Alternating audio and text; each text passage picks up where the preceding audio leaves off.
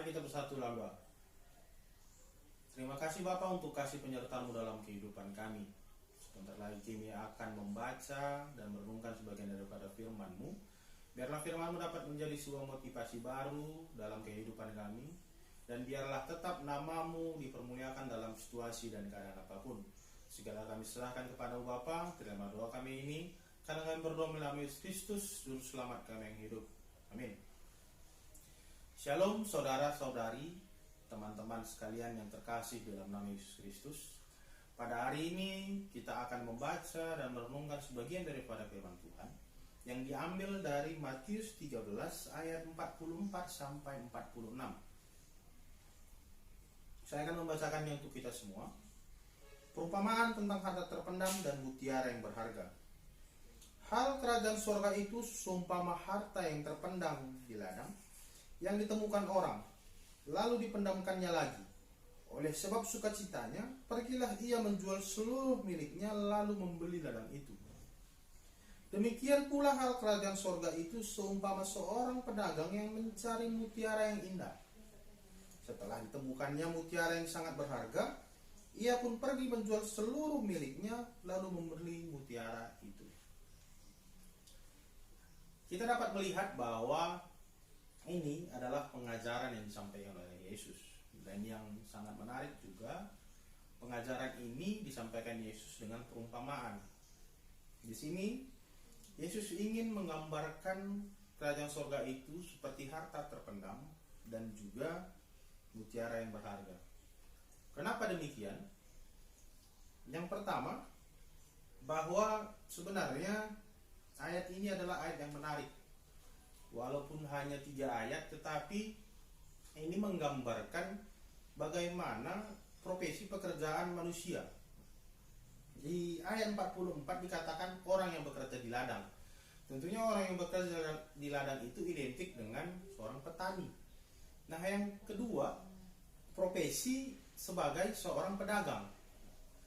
Petani dan pedagang adalah profesi pekerjaan yang paling banyak dijalani di dalam kehidupan manusia, dan juga yang paling mempengaruhi perekonomian kehidupan manusia.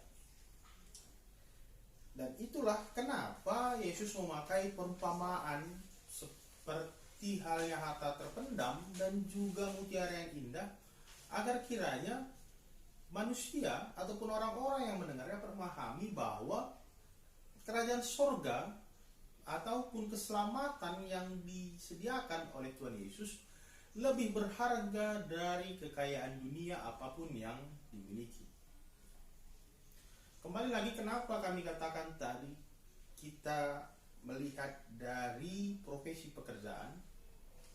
Secara manusia dalam dunia tentu memang setiap orang diharuskan untuk bekerja atau mencari kekayaan untuk bisa menjalani kehidupannya di dunia.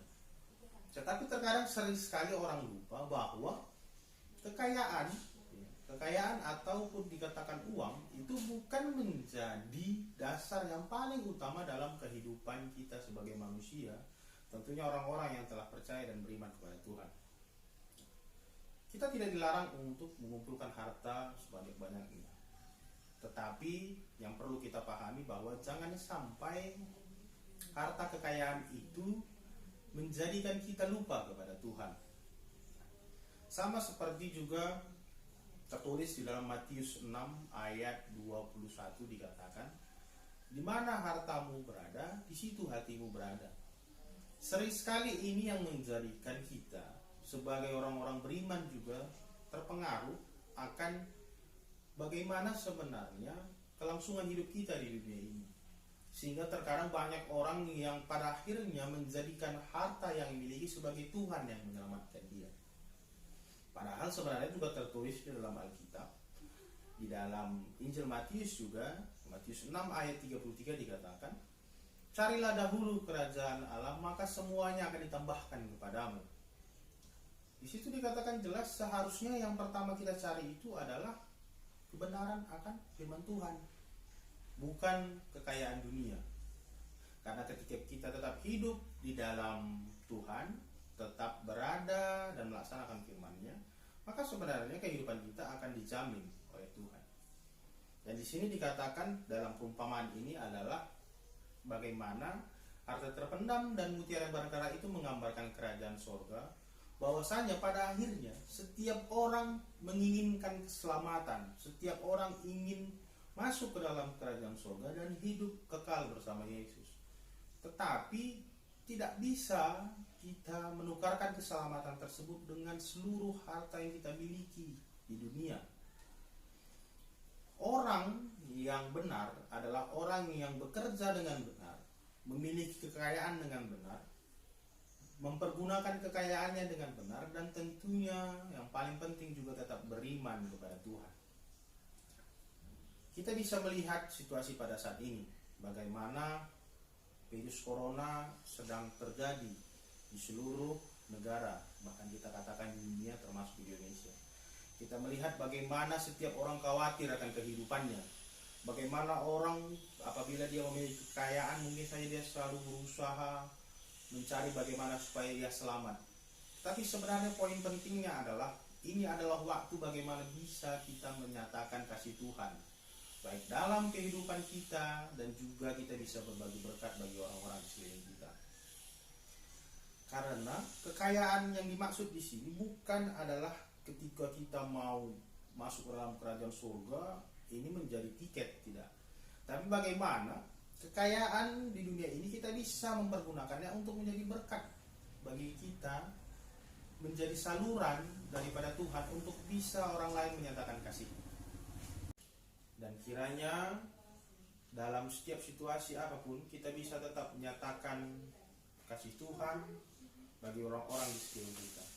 Dan sekali lagi di sini kami ingin meneguhkan kembali dan mengingatkan kembali kepada saudara-saudara dan teman-teman terkasih bahwa melalui perenungan ini kita harus merefleksikan diri kita, sebenarnya apa yang kita cari dalam kehidupan kita, kekayaan dunia atau kerajaan surga. Apakah kita mencari keselamatan dengan perbuatan baik kita atau dengan iman kita kepada Yesus Kristus. Dan kiranya firman Tuhan ini dapat menjadi berkat bagi kita semua. Amin.